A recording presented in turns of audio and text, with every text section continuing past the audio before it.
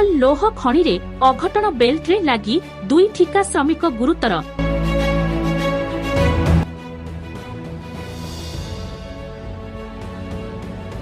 केन्दुझर जिलार बलाणी अंचल रे अवस्थित सेल लोह खणीर हिलटॉप प्लांट डिविजन रे आज सकाळे एक दुर्घटना घटिछि। बेल्ट लाइन रे काम करुथिबा बेले हठात बेल्ट चालू होई जाइथिबारु 2 ठिका श्रमिक एथिरे फसी गुरुतर आहत होइछन्ति। सूचना अनुसार प्रतिदिनर भली आज मध्य प्रथम शिफ्ट श्रमिक माने कार्यस्थल को पहुंची काम आरंभ करथिले, किंतु बेल्ट लाइन रे कार्य चलिथिबा समय रे अचानक जंत्र चालू होई जाइथिला, जहार फल रे संजय चंपिया और संदीप खेलिया नामक 2 श्रमिक गुरुतर भावे आहत हेले। उभयंक घर बलाणी बालागुड़ा अंचल रे बोली जणा पड़िछि। सहकर्मी श्रमिक माने तुरंत आहत मानंकु उद्धार करी निकटस्थ सेल कंपनीर मेडिकल को चिकित्सा पाई पठाइथिले। प्राथमिक सूत्ररु जणा पड़िछि जे प्लांट डिविजनर किछि अधिकारीक अवहेला और सुरक्षा व्यवस्थार अभाव एही दुर्घटनार कारण होई पारे। श्रमिक माने काम करुथिबा समय रे स्थल रे यथेष्ट निरीक्षण नथिबा नै मध्य प्रश्न उठिछि। घटना परे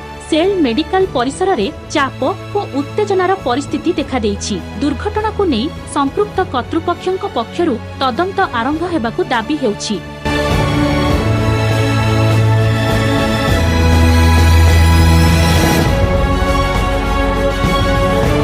केन्दुझर चंपुआरु प्रदीप कुमार महांतंक रिपोर्ट एसटीवी न्यूज ओडिशा 24।